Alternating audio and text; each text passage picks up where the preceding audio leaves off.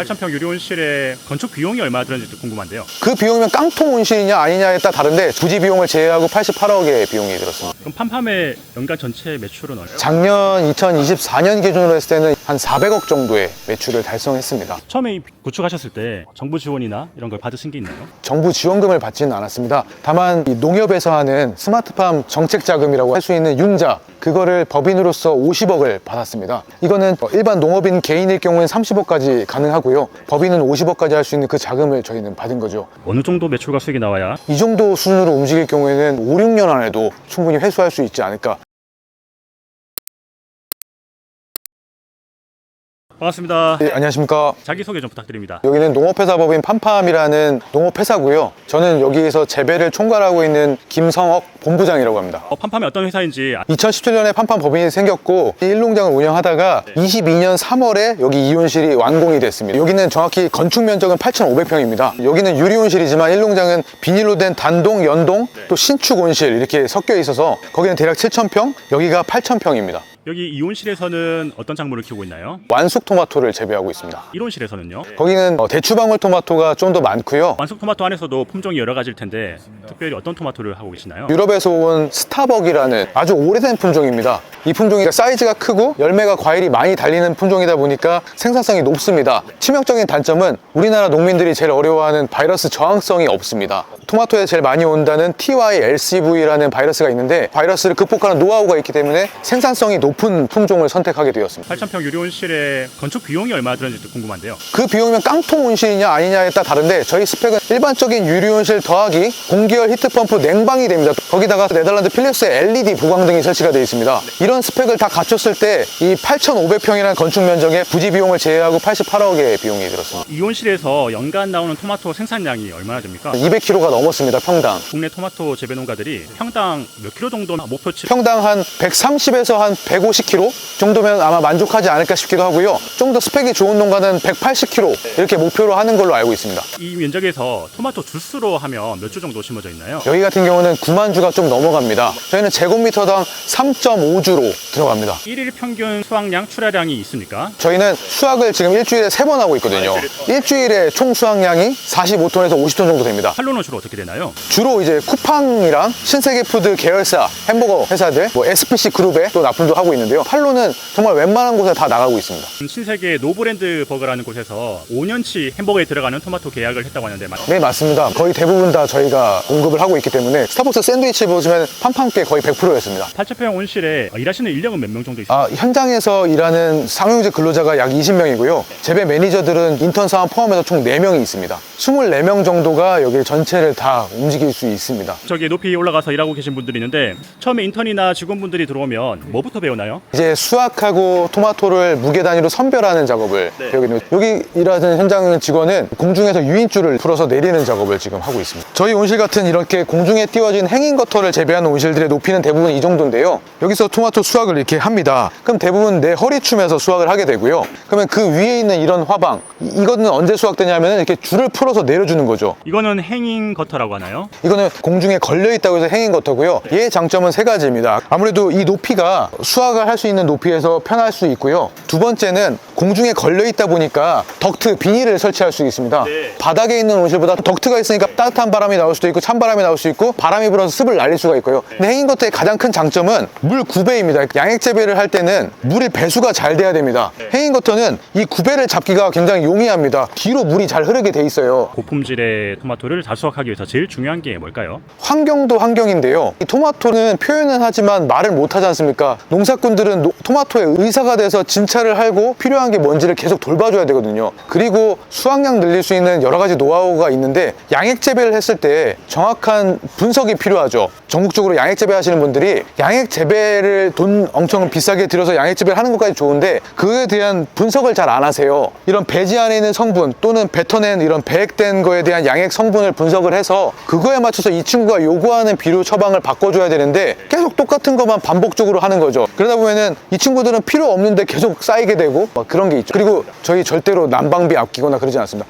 작물들은요 충분한 야간 온도가 있어야 되는데 너무 저온 관리하면은 생육이 너무 약해지겠죠. 충분히 좋은 보온 스크린을 활용해서 난방을 충분히 하는 방식으로 저희는 가고 있습니다. 네. 토마토 찾기가 언제 시작해서 언제 끝나는지 과정을 6월 한 달 내내 자가육묘를 해서 키운 토마토 친구들을 7월 1일에 정식을 합니다. 그리고 첫 수확은 8월 20일 정도입니다. 가장 비싼 시기인 9월, 10월에 많이 따게 되고요. 그 상태에서 겨울을 넘기고 다음 해인 6월 15일 날 토마토가 종료가 됩니다. 거의 1년 내내 나오네요. 맞습니다. 10개월 동안 수확하게 됩니다. 몇 화방까지 가게 되는 거예요? 저희는 34화방까지 가고 있습니다. 여러 가지 배지 종류가 있는데 팜팜은 어떤 배지를 쓰고 계세요? 장기작형, 저희가 1년으로 하는 온실에서는 코코를 선택하게 되는데 1년 정도 쓰면은 과수원이나 밭이나 이런 데서 좋은 거울음으로 가져갑니다. 본부장님 지금 피식 하는 소리가 있는데 이게 무슨 소리인가요? 탄산가스가 들어가는 소리입니다. 강합성을 좀 더 촉진시키기 위한, 그래서 탄산가스를 비용이 절대 아깝지 않다, 생산성을 많이 뽑기 위해서 풋을 크게 해서 아웃풋을 크게 내자라는 게 약간 저희가 하는 방식입니다. 본부장님은 언제부터 농사를 지으셨어요? 지금으로 보시면 한 15년 정도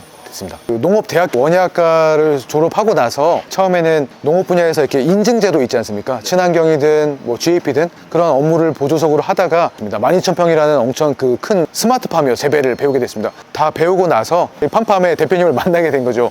팜팜을 운영하는데 가장 많이 들어가는 고정 비용은 어떤 겁니까? 아무래도 인건비 포지션이 가장 세고요.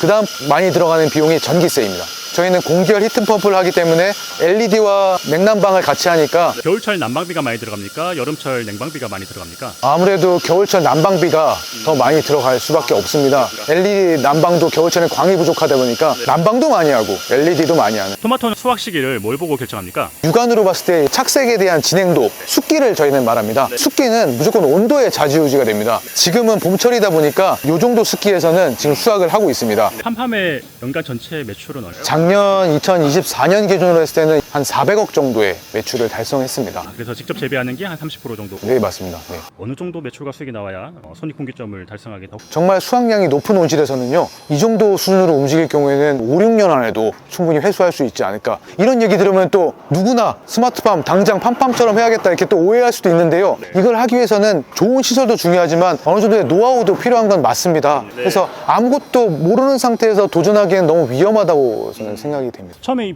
구축하셨을 때 정부 지원이나 이런 걸 받으신 게 있나요? 정부 지원금을 받지는 않았습니다. 다만 이 농협에서 하는 스마트팜 정책자금이라고 할 수 있는 융자, 그거를 법인으로서 50억을 받았습니다. 이거는 일반 농업인 개인일 경우는 30억까지 가능하고요. 법인은 50억까지 할 수 있는 그 자금을 저희는 받은 거죠. 중간에 LED 시설이 있는데요. 이건 어떤 건가요? 두 가지 타입이 있는데요. 인터라이팅이라고 합니다. 탑 라이팅이 있고요. 그리고 중간에 있는 인터라이팅까지 있으면은 여기 있는 잎사귀도 다 광합성을 더 도움을 받을 수가 있는 거죠. 그래서 생산성을 올릴 수 있는 하나의 방법이 될 수 있습니다. 지금 농장에서 나왔는데 이 면적도 엄청나게 크네요. 저희는 여기를 관리동이라 부르는데요. 저희가 일주일에 3번을 수확을 하는데 여기서 토마토 선별을 하는 겁니다. 여기가 저희 양액실입니다. 이 물탱크는 270톤짜리 물탱크입니다. 그 지하수 관정 2개를 가지고 있고요. 여기는 먹는 물로 지하수가 매년 합격하고 있습니다. 여기 뒤에 있는 탱크 2개가 각 100톤짜리 탱크인데요. 이 앞에 있는 탱크가 토마토가 먹고 뱉어낸 게 양액이 모이는 저희는 살균 전 탱크라고 합니다. 100톤. 그리고 저 뒤에 있는 데가 살균 후 탱크. 그래서 여기 있는 살균기, 시간당 5톤의 살균 능력을 갖고 있는 살균기. 이 양액 탱크들,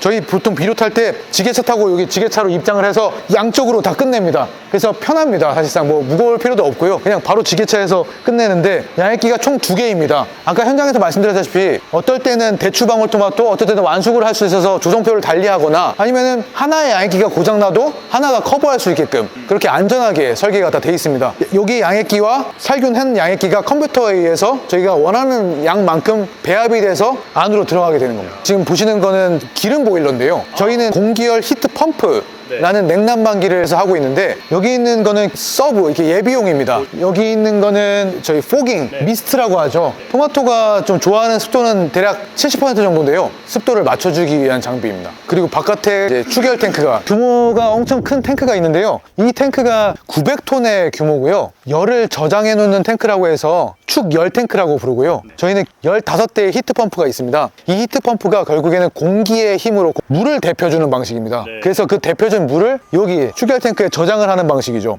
그리고 한여름에는 반대로 냉방으로 바꿉니다. 그래서 지금은 50도에 대략 물이 저장되어 있습니다. 근데 그 여름이 되면은 8도 정도 아주 시원한 물이 있어서 그 시원한 물을 안에 있는 FCU 바람으로, 찬바람으로 불어주어서 냉방을 시켜주는 방식입니다.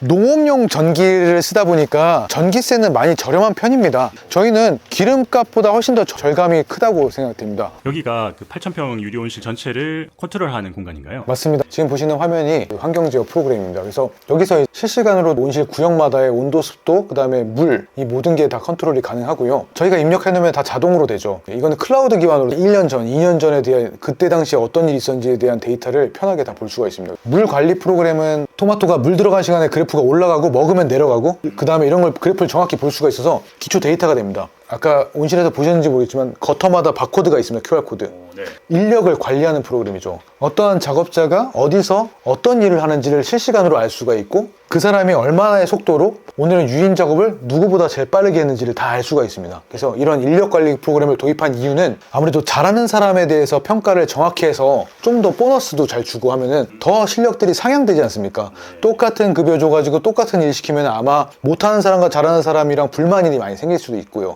그런 인력 관리 프로그램을 도입해서 잘 쓰고 있습니다. 우리나라 스마트팜의 경쟁력이 어떤가요? 우리나라도 환경 제어 회사, 그 다음에 이런 시스템, 이런 온실을 만드는 기술 충분히 많이 따라왔습니다. 지금 오히려 일본에서 저희 스마트팜을 배우러 오기도 합니다. 그래서 우리나라도 스마트팜에 대한 어떤 재배에 대한 기술 노하우는 굉장히 많이 올라와 있는 상태입니다. 이렇게 대형화된 시설 말고 귀농하는 사람들이 스마트팜을 추천할 때 제가 스마트팜 할 때 절대로 포기해서는 안 되는 거는 항상 장마철에 폭우, 침수가 돼서는 안 돼요. 침수가 되는 지역이냐 아니냐를 꼭 확인한 다음에 만약에 가능성이 조금이라도 있다면 충분한 성토가 필요합니다. 좀 쌓아놓고 기초를 해야겠죠. 두 번째는 기초 부분에서는 절대 포기하면 안 돼요. 기초를 싼 자재를 쓰거나 내 온실에 제일 중요한 틀이 되는 그런 것들은 비용적으로 아낄 필요는 없다고 생각합니다. 하지만 그 외에 옵션들이 있지 않습니까? 뭐 당장은 LED나 이런 HPS 보강 등을 할 수는 없겠죠. 포깅 시스템도 마찬가지겠죠. 그런 나중에 해도 되는 옵션들은 빼더라도 기본적인 것들은 충분히 온실에 빛이 정말 많이 들어오는 구조가 필요하고요. 내 주변에 아무것도 없는 온실이 제일 좋습니다.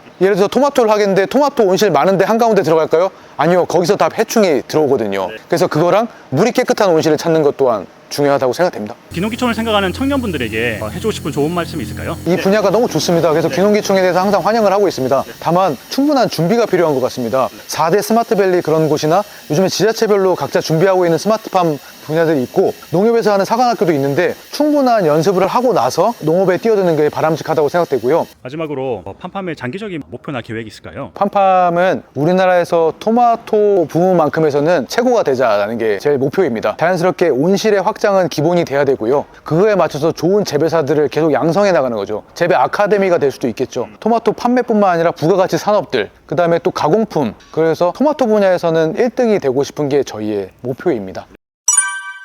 저희 구독자분들께 드리고 싶은 이벤트가 있다고요? 저희 영상을 시청해 주셔서 감사드리고요. 저희가 좋은 댓글 달아주시는 10분을 뽑아서 이 싱그러운 토마토를 나눠드리도록 하겠습니다. 어떤 토마토인가요? 저희 완숙 토마토인데요. 어떠한 거를 가공하지도 않은 자연 그대로의 토마토입니다. 그리고 저희가 최근에 저희 팜팜의 자체 온라인 스토어 푸르니를 오픈하게 됐습니다. 자체 스토어 이벤트로 구매해 주시는 선착순 100분께 파격적으로 50% 할인의 토마토를 공급해 드리겠습니다. 몇 분께 드린다고요? 100분께. 와, 정말 파격적인 이벤트 감사합니다. 네네, 감사합니다.